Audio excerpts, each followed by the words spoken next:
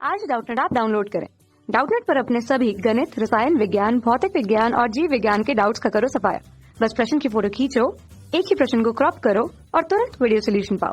अभी डाउनलोड करें। Hello students, प्रश्न है हैच एवं स्लेक पाथवे के दौरान पैपकेज एंजाइम की उपस्थिति में पीईपी कार्बन डाइऑक्साइड या CO2 के साथ संयोजित होकर ऑक्सैलो एसिटिक या OAA का निर्माण करता है। CO2 स्थिरीकरण की यह प्रारंभिक प्रक्रिया इसमें होती है। ऑप्शंस हैं मेसोफिल कोशिकाएं, बंडल शीत कोशिकाएं।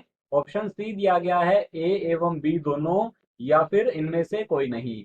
तो सबसे पहले हम जान लेते हैं हैच एवं स्लेक पाथवे को। तो यहाँ लिख लेते हैं हैच हैच स्लेक, तो लिखेंगे हैच स्लैक पाथवे, या इसे पथ कहा जाता है या इसे चक्र भी कहते हैं, या फिर इसे C4 चक्र के नाम से जाना जाता है। तो लिख लेते हैं C4 चक्र।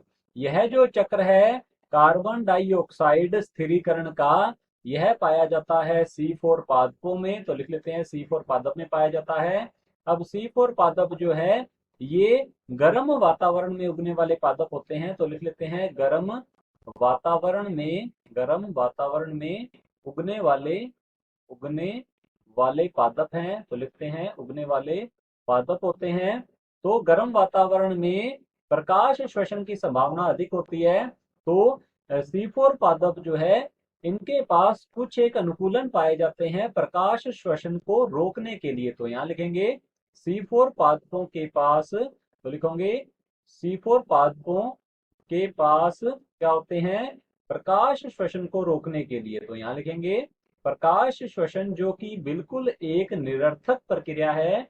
श्वसन को रोकने के लिए अनुकूलन होते हैं। तो हम यहाँ लिख लेते हैं क्या होते हैं इसके पास होते हैं अनुकूलन। तो ये अनुकूलन जो है किस किस प्रकार के होते हैं ये हम समझ लेते हैं। ये अनुकूलन जो है जैसे कि क्रेंज शारीरिकी, तो हम यहाँ लिख लेते हैं क्या होता है, C4 पादपों की जो पत्तियां हैं वे क्रेंज शारीरिकी प्रदर्शित करती हैं। तो यहाँ लिख लेते हैं क्रेंज शारीरिकी, या इसे कहा जाता है क्रेंज एनाटॉमी। इसके अंतर्गत जो है जो पादपों की, ये C4 पादपों की जो पत्तियां हैं उसकी जो कोशिकाएं होती हैं वे जो संवहन मंडल या संवहन उत्तक होते हैं उनको चारों ओर से माला रूप में घेर लेती हैं, माला रूप में व्यवस्थित रहती है संवहन मंडल के चारों ओर।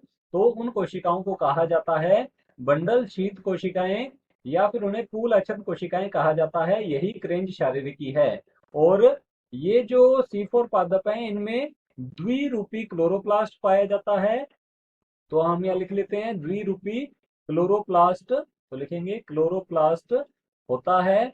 और इसमें जो कार्बन डाइऑक्साइड का स्थिरीकरण है यह दो प्रकार से होता है। C4 चक्र और C3 चक्र दोनों के उपयोग से कार्बन डाइऑक्साइड जो है उसका स्थिरीकरण होता है। तो क्रेंज शारीरिकी के कारण क्या होता है कि इन पादपों की जो पत्तियां हैं उनमें दो प्रकार की कोशिकाएं होती हैं। एक तो होती हैं मीजोफिल कोशिकाएं, जिन्हें पर्ण मध्योतक कोशिकाएं कहा जाता है। तो लिख लेते हैं मीजोफिल कोशिकाएं होती हैं। तो यहाँ लिखेंगे मीजोफिल कोशिकाएं, या इन्हें पर्ण मध्योतक कोशिकाएं कहा जाता है। और दूसरे प्रकार की कोशिकाएं होती हैं पूल अक्षत कोशिकाएं, या फिर जिन्हें बंडल शीथ कोशिकाएं कहा जाता है। तो लिख लेते हैं इनकी पत्तियों में दो प्रकार की कोशिकाएं हो गई, ये बंडल शीथ कोशिकाएं हम लिख लेते हैं। अब यदि बात करें पूल अक्षत कोशिकाओं की, तो ये संवहन जो बंडल होते हैं, संवहन उत्तक जो होते हैं उनके चारों ओर माला रूप में व्यवस्थित होती है।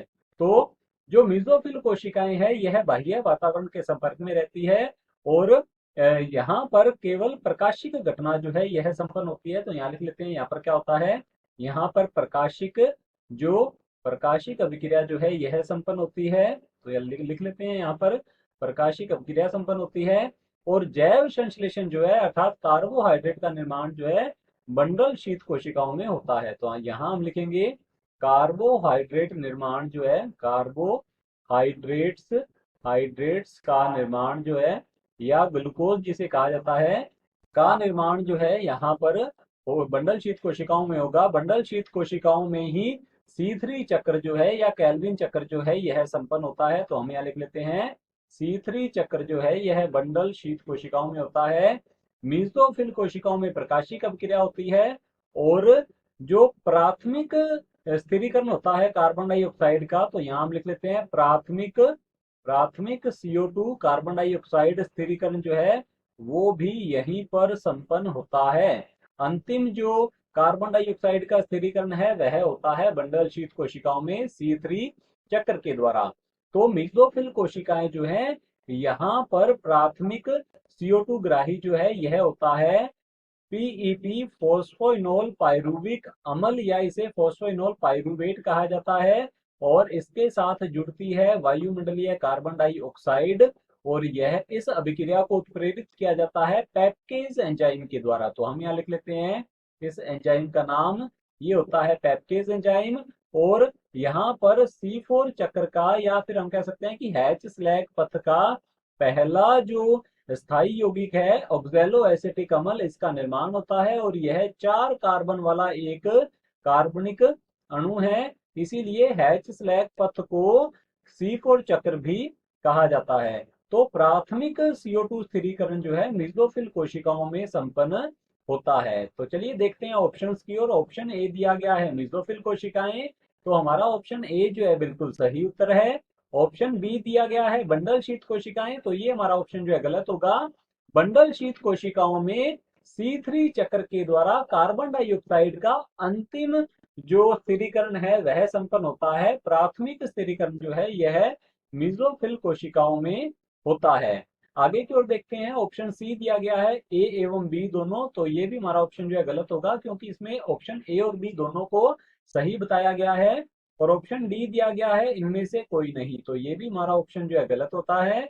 ऑप्शन ए जो है बिल्कुल सही उत्तर है। कक्षा 6वीं से 12वीं से लेकर नीट, IIT, JEE वो एडवांस के लेवल तक 1 करोड़ से ज्यादा छात्रों का भरोसा। आज ही डाउनलोड करें डाउटनेट ऐप या व्हाट्सएप करें अपने सारे डाउट्स 8400 400 400 पर।